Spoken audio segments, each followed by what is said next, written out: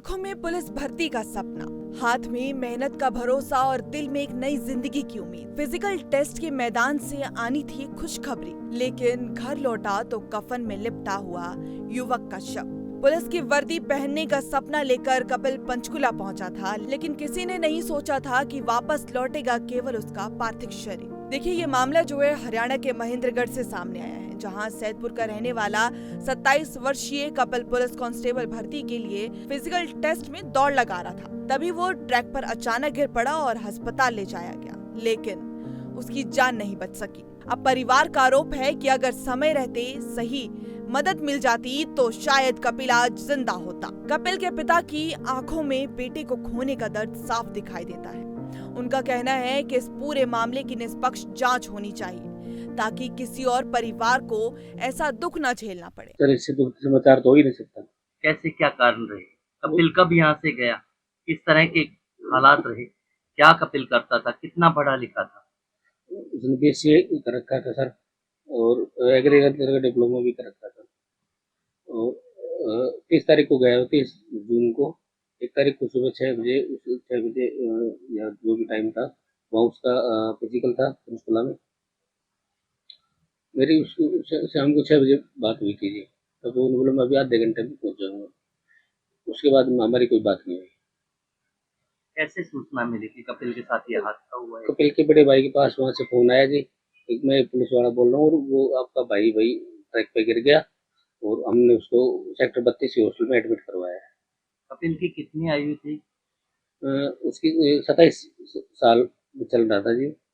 और शादीशुदा था? कितने बच्चे थे? 2019 में उसकी शादी की थी, एक बेटी है जी। और अब जो उसकी पुत्र वो जो वाइफ है वो भी प्रेग्नेंट है, 6 महीने की प्रेग्नेंट है जी। सरकार से क्या मांग? सरकार से हमारी एक तो यही मांग है जी, हमारे बच्चे के साथ क्या हुआ इसकी न्यायिक जांच हो, उसकी फुटेज हमें दिखाई जाए। वीडियो फुटेज जो भी है वो कैसे गिरा है, क्या हुआ उसके साथ, उसकी फुटेज हमें दिखाई जाए। दूसरी बात यह है कि उसके जो बच्चे अनाथ हो गए, एक तो बच्चे ने जन्म भी नहीं लिया, वो भी अनाथ हो गया, तो उनके बच्चों के लिए सरकार, उसकी मम्मी को सरकारी नौकरी दी, मतलब उसकी वाइफ को सरकारी नौकरी दी जाए, जिससे उसका जीवन पर अच्छे से गुजर सके। अब कपिल जो है अपने पीछे गर्भवती पत्नी, 3 साल की मासूम बेटी और पूरे परिवार की अधूरी उम्मीद छोड़ गया है। अगर बड़े भाई की माने तो उन्होंने बताया कि सुबह सिर्फ एक फोन आया कि कपिल गिर गया है। अब इसके बाद जब तक परिवार पंचकुला पहुंचे तब तक बहुत देर हो चुकी थी, और कपिल के दोस्त और गांव के लोग भी वहां गम में डूबे हुए हैं।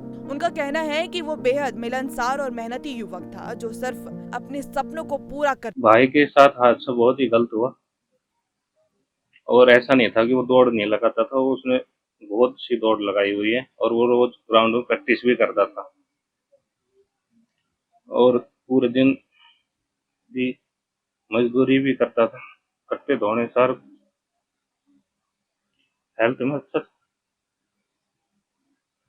भावुक ना होइए, जानता हूँ भाई के जाने का दुख है, लेकिन जिसका समय था समय हो गया था। लेकिन अब सरकार से क्या मांग?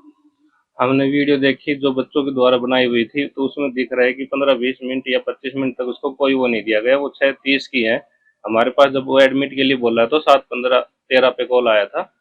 तो इतने टाइम उसको कहाँ पे क्यों रखा गया, उसको तुरंत अस्पताल क्यों नहीं ले जाया गया? तो इसकी निष्पक्ष जांच कराए, और में हो सकता है तो सीबीआई जांच करवाई जाए। अब इस घटना के बाद गांव के लोग सरकार से न्यायिक या सीबीआई की जांच की मांग कर रहे हैं। साथ ही परिवार को आर्थिक सहायता और कपिल की पत्नी को योग्य अनुसार सरकारी नौकरी देने की भी मांग उठा रहे हैं। लेकिन अब इस घटना के बाद सभी के मन में ये सवाल है कि आखिर जब मेडिकल टेस्ट वहां चल रहा था तो वहां पर कोई मेडिकल टीम मौजूद क्यों नहीं थी? अगर व्यवस्था और बेहतर होती और मेडिकल टीम वहां मौजूद होती तो शायद आज कपिल अपने परिवार के बीच होता। अब इस घटना के बाद क्या सभी भर्ती केंद्रों पर advance life support ambulance, doctor और इमरजेंसी रिस्पांस अनिवार्य किया जाएगा? यह हर किसी की जुबान पर ये सवाल है।